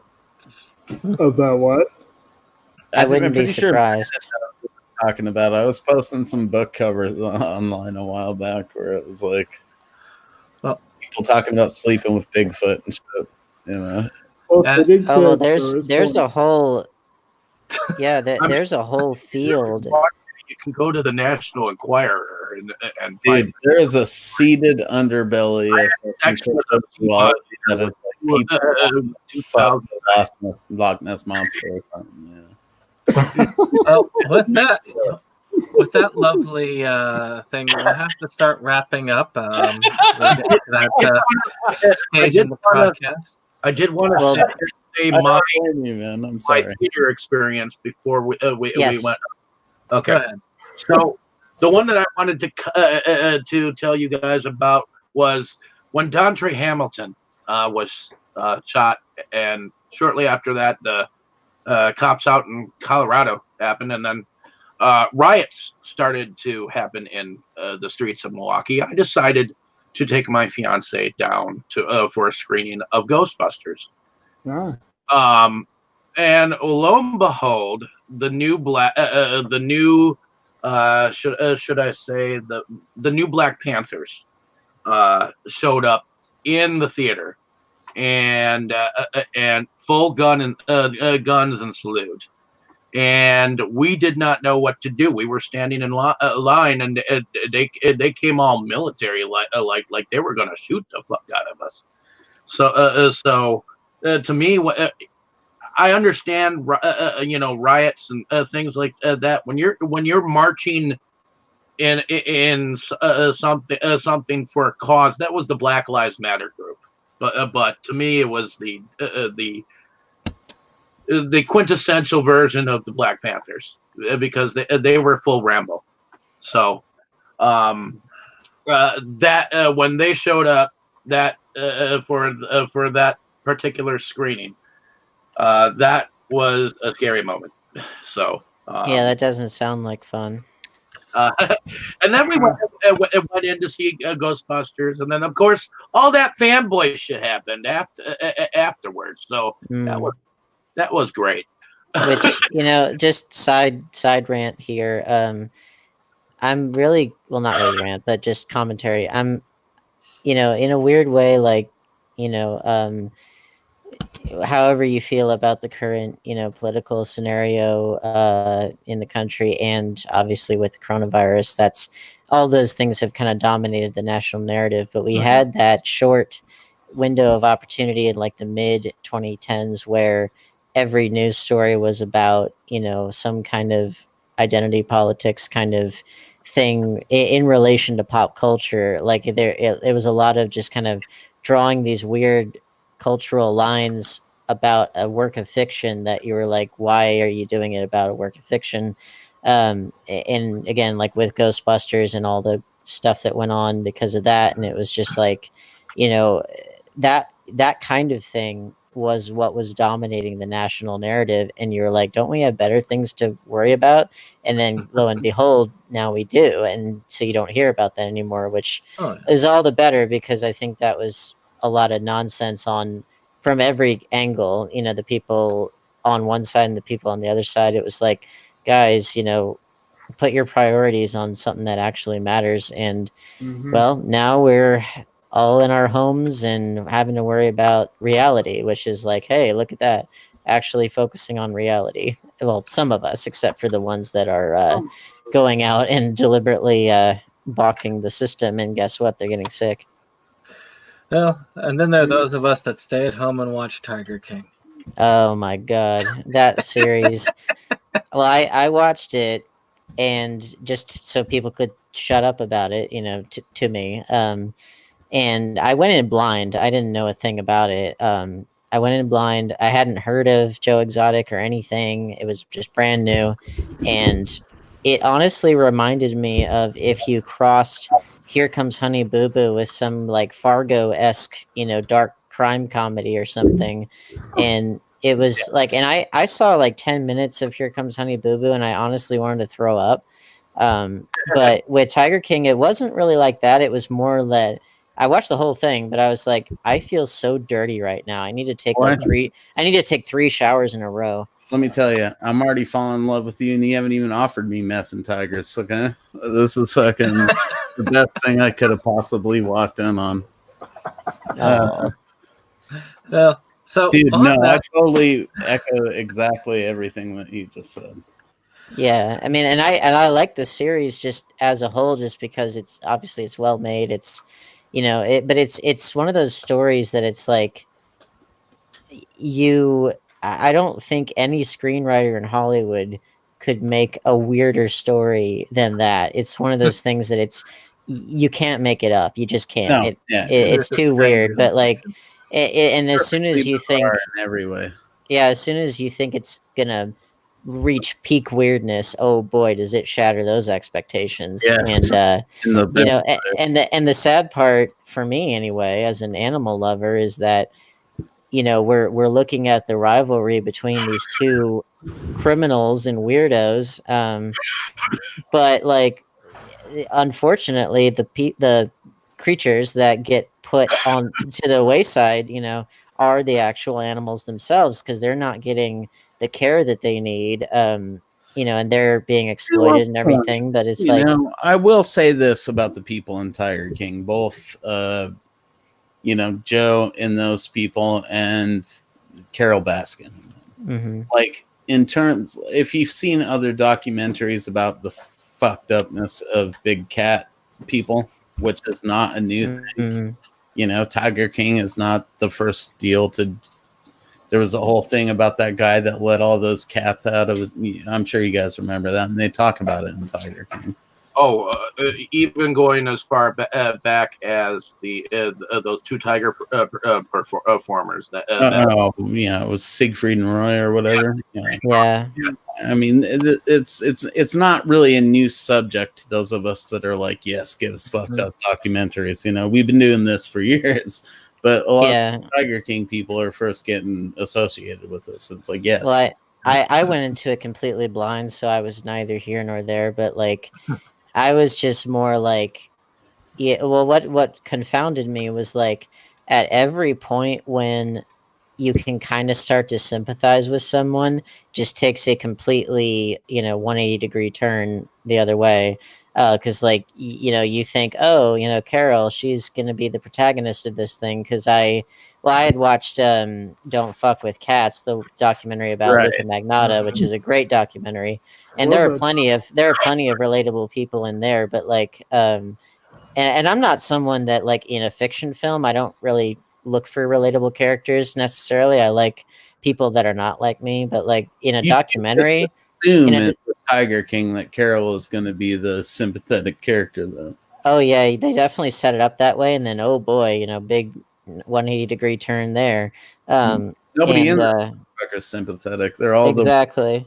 almost the worst human beings, but the best kind of the worst human beings. Yeah, well, but it's to such a degree that you're like, you look in the mirror and you're like, okay, I've still got all my teeth. I am not on drugs. I, am a well-adjusted member of society. I don't have a criminal record. I work hard. I do all these things. I'm not mixed up with all these criminals and just weirdos. And so far, I have yet to suck dick for tigers and meth. That's pretty, and that's what's amazing, I think, is that if that documentary tells us anything. Would you agree that's a new benchmark to measure people by, right? Like, if you've ever sucked dick for tigers and meth. Well, and if you're not gay on top of it, which, and that's I think, if that documentary told us anything, it's that if you are addicted to meth, you'll do anything. People who are addicted to meth have like zero scruples. Well, dude, honestly, like hooking up with a dude because check it. This was our theory the other day. Like, maybe that first husband was pretty gay. Like, he did some pretty gay stuff. But I'm pretty sure that like random kid that shot himself, I'm pretty sure that he was just some druggy kid that was like, yeah, I maybe touched this wiener once, and then he told me it was his husband or whatever. And now I get to, have tigers. And guess what? The other thing that the documentary told us was how many of these people run cults and are polygamists and all these things, and I was just like, what? And I was like, is this big tiger is only $2,000. Yeah, and it's like, is this big love or what? It just that was totally not what I was expecting. Now, when the thing first started, I'll be honest, I expected it to have like bestiality in it, and thankfully it didn't. But I would not put it past those people. See, I'd like to I'm just telling you right now, because there are some of my friends that might tune into this shit. And here's the deal: I've noticed that a lot of my not to make it political at all, because weird shit like this goes so far beyond politics. It doesn't even, politics don't exist in the realm of these people. I don't think. Mm-hmm. Well, not politics as you and I understand it in the real world. Let's say that. It's a savage wasteland of insanity. Okay. I've noticed some of my right-wing friends that aren't maybe cool with gay people are avoiding Tiger King because they think that it's full of gay sex, or maybe he said bestial. That's not what's going on here, man. It's crazy insanity on just a human level that you can't really put into a political pocket. It's just insane. Yeah. If anything, I would think Tiger King would be a good way to get these guys to think that gay people can be awesome because they have all types of firearms and fucking dangerous animals. Well, I wouldn't exactly say awesome, because there's not exactly some good quality people on the show, but I think in terms of saying that gay people can exist outside of the usual stereotypes, that's for sure. For fucking sure. Well, if there's one thing that Joe Exotic is above all else, he's one of a kind. I will say that. Because how many other super gay redneck tiger wranglers that want to run for president it is the perfect storm of awesome. Yeah, but except for the criminality part. But it's how many other ones of those guys that are super gay that do that wrangle tigers, that run for president and governor and have a ton of guns and have a country music career? It's how many other ones of those can you name? None. That he's one of a kind, and a polygamist on top of that. Dane, I think the only way that you can enjoy this show is if you describe it in the voice of Ozzy Osbourne. Well, I was turning on the show, and I was like, "What the fuck is this?" I was like, "What? what am I watching? There's this guy with the tigers and this guy with the meth mouth and everything. I was like, Underwear on an album, you know. Underwear on the album. And I was like, what the fuck am I doing? These Americans are fucking crazy. I think that is a good thing to end us on for tonight. Any case, I want to thank everybody that came on with us tonight, especially Dane, since this is first time with us for a while. So I'm just glad to have this conversation with you. It's awesome to meet you, Dan. Yeah, it's good to be back on many more of these because I'd like to. Thank you. I'd like to. It's been a while. It's good to be back. It's been kind of a rough road for me. I won't lie, because my engagement fell apart and my life kind of fell into shambles for a while. I had to move away, and then due to this coronavirus I got laid off from my job, and it's like, it hasn't been a good time, but it's good to be back. Talking if you can find out some way for us to claim our movie collections as a tax write-off, I'll marry you. I pronounce you Chuck and Larry style. Oh, sweet. Well, you don't have to worry about tigers or meth with me, We'll keep it clean, man. Just kitties and weed. Yeah.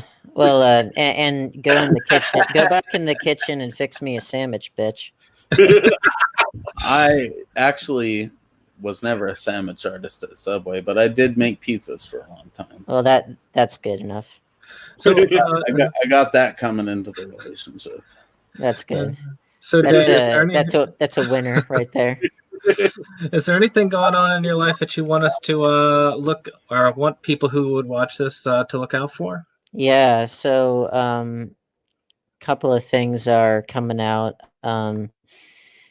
Like I contributed to, I might have mentioned this on Inside Movies Galore a long time ago, but I contributed to Creepypasta, that horror anthology, and that film has been completed and is in the process now of, I believe it was sent to the distributor, and who, I don't know when they're going to put it out, but that part of it is done, which is good because I filmed that early 2019, and so it's good to see that part of the process come around.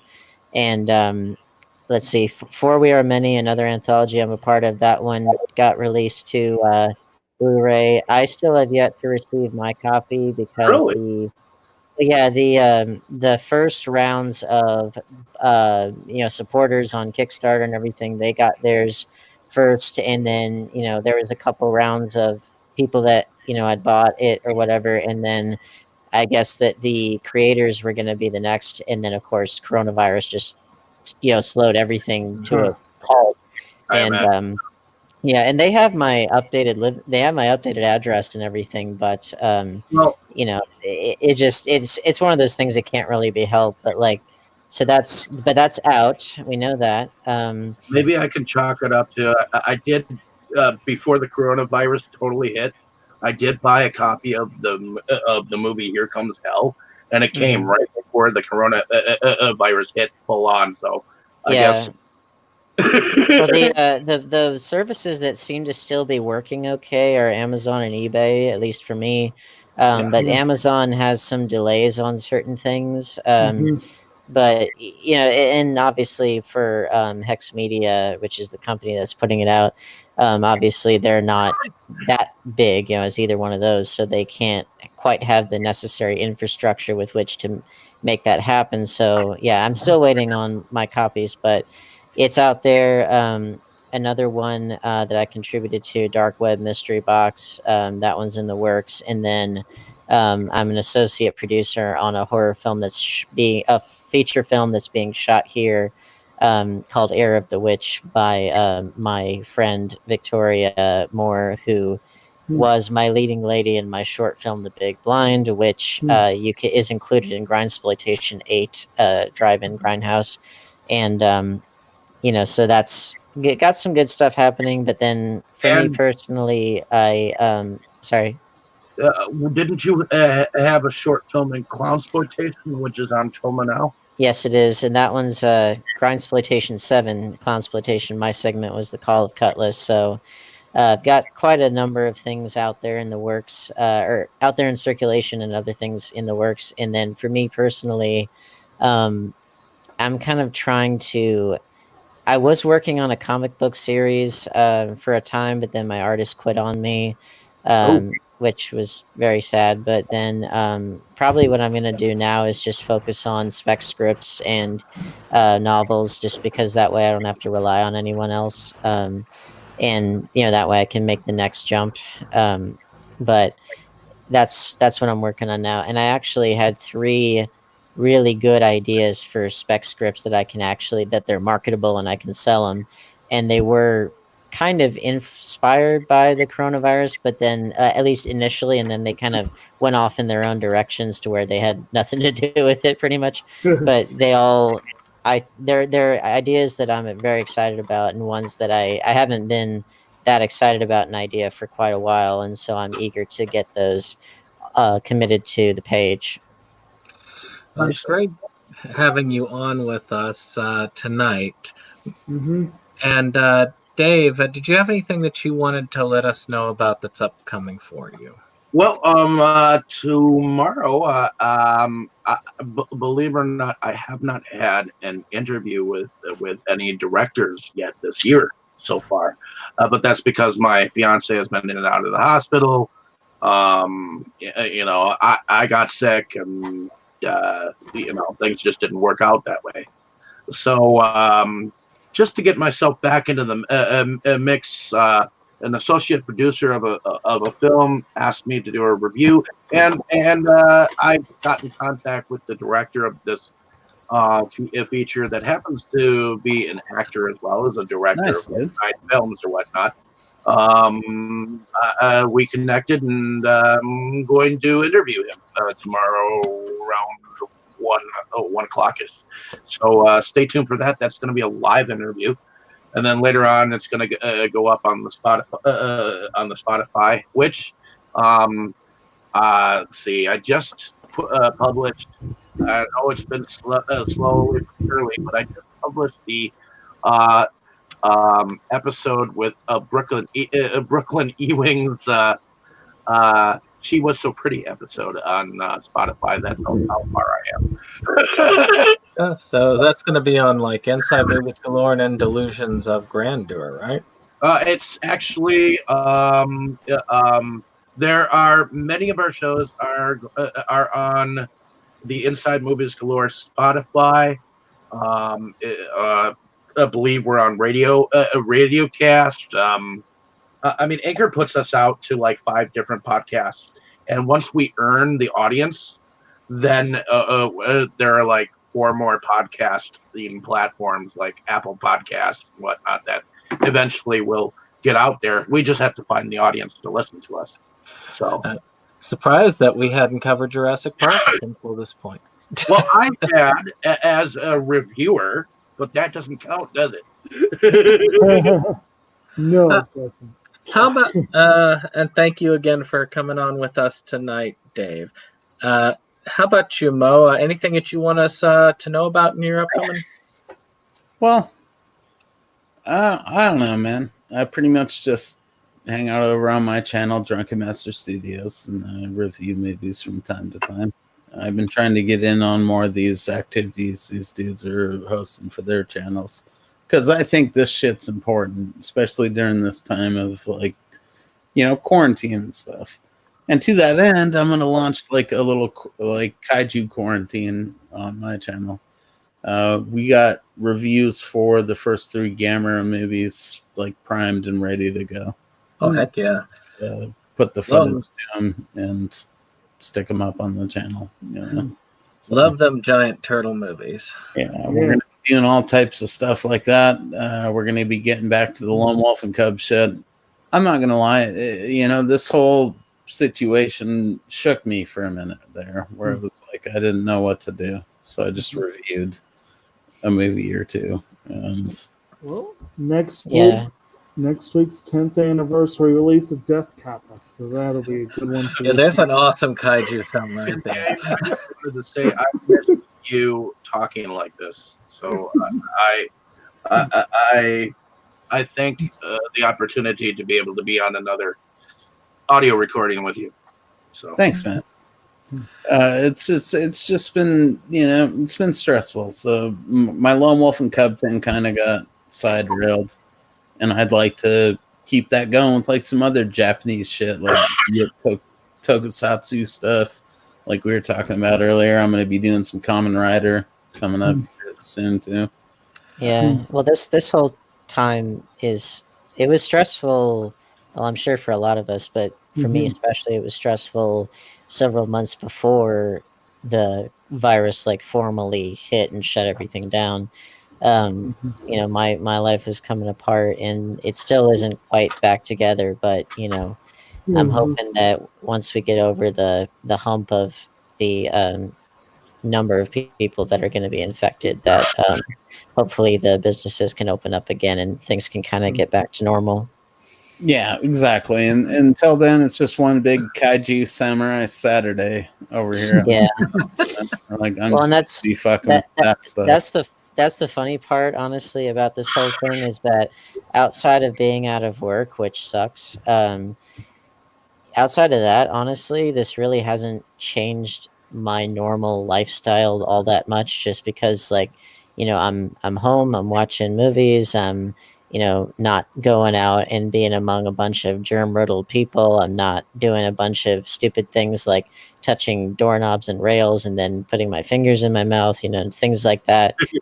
I'm not doing all that stupid stuff. And not that I was before, because I wasn't, but that's my point, is that I was doing all that stuff before all this hit. And so, again, outside of being out of work, like, it really hasn't changed my life overly much, but still, it is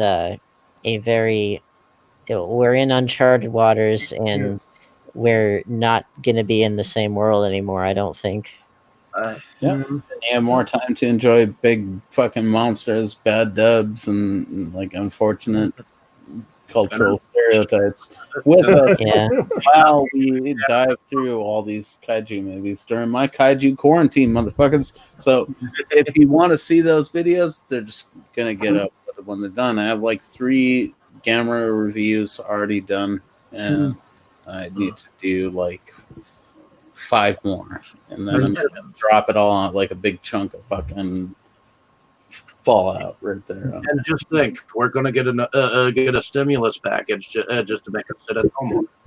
Yeah, which I thankfully I was doing laundry, but just before I came, and that's why I was on the phone, and then I transitioned to the computer because I was putting everything away, blah blah blah. But while I was waiting for my laundry to get done, I thankfully did my 2019 taxes and set up the direct deposit info. So I should hope that around the 15th, once the stimulus, I guess that the first direct deposits are going to be going out April 15th, and that way I'll have everything all updated, because the last time I did not do them in such a way that I could do the direct deposit for refunds or what I owe or anything. So I got physical checks, but that was at my old address. And so now they have my current address, my current bank account information, all that stuff. So everything should be okay.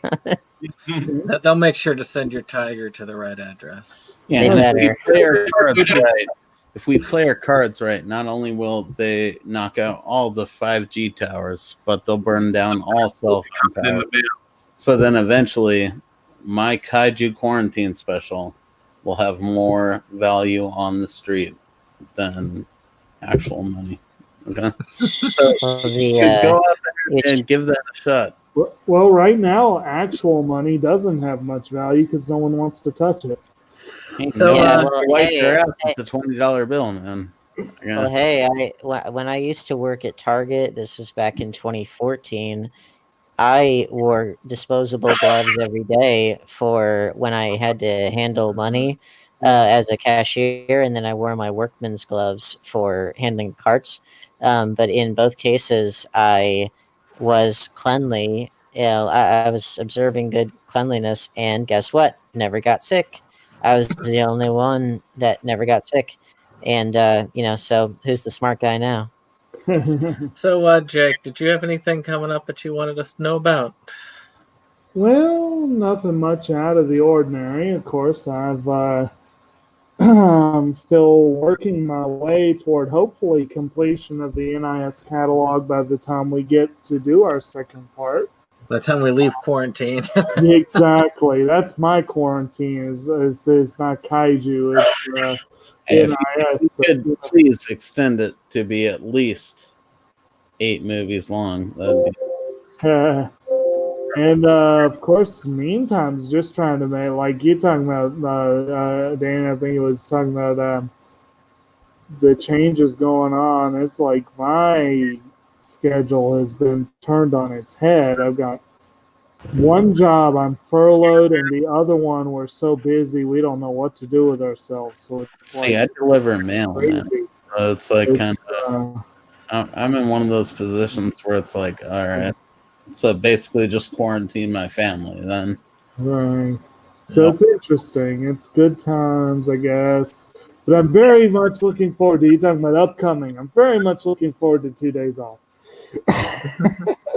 Well, it's a new world, let me tell you. I mean, even once this is over, I mean, I would argue that the last time I saw something this earth-shattering, it was 9/11. But the thing there was that, that was a uniquely American event that had tremendous aftershocks throughout the world, but they didn't feel it to quite the extent that we did, obviously, because it was, an attack on our soil and everything.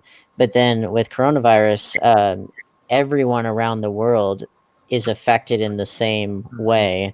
So, and it's not a particularly like national, no one nationality has it, especially bad or whatever. We've all got it pretty darn bad, enough to like really radically change our societies around. So, as much as this really is changing the world, we are all in it together in pretty much the same ways, which I don't think we've ever really had anything quite like this. I mean, the last time would be something like the plague or like a scarlet fever outbreak, but even that wasn't the whole world. That was, Europe, or it was some, pockets of here and there, but this is unlike anything we've ever seen before.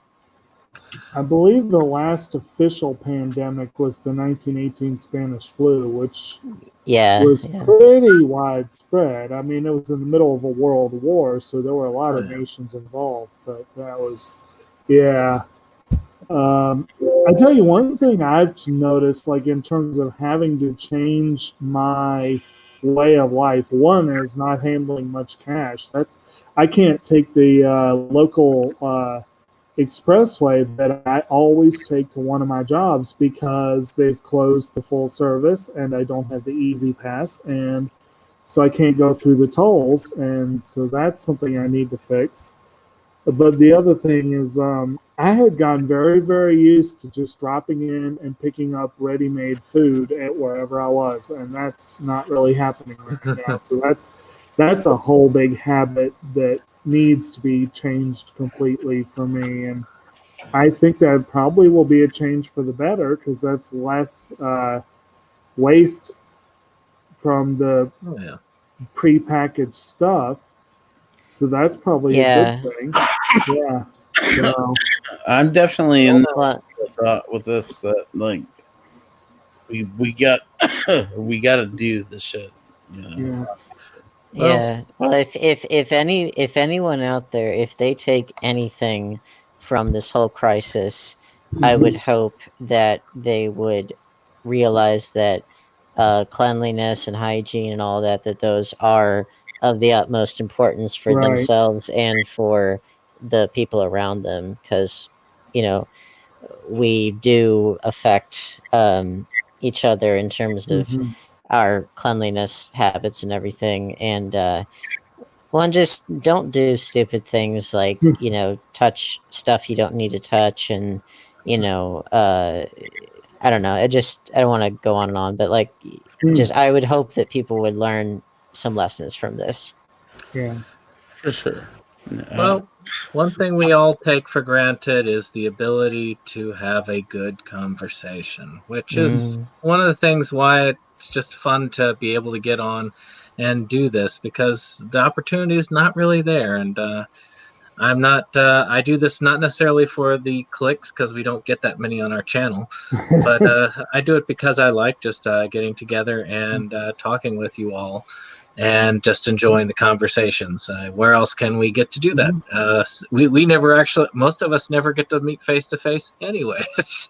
Yeah, well, and that's another thing that I would hope that people are learning from this whole thing, is to make really good use of and be thankful for the wondrous technology that we have that we didn't have before. You know, because even though we're not together physically much anymore, we're still together like we're doing right now. It just we'd be stuck fucking weathering this alone, man. I know it just right now with like a bunch of Gamera movies going on. Well, right? if this was the Middle Ages, you know, 2/3 of us would be dead already. You know, and so you know, it's just, I think, not only being clean but just counting our blessings, especially when it comes to technology, because I feel like a lot of us weren't really all that thankful for what all we can do from our own homes, that we now know, yeah, we can do this job that, you know, we didn't think we could do remotely. Well, with that, I'm going to go ahead and end our broadcast today. And again, thank you all for coming in. The conversation is well worth my time. I hope it was worth yours. It sure was. Good times. Let's see. And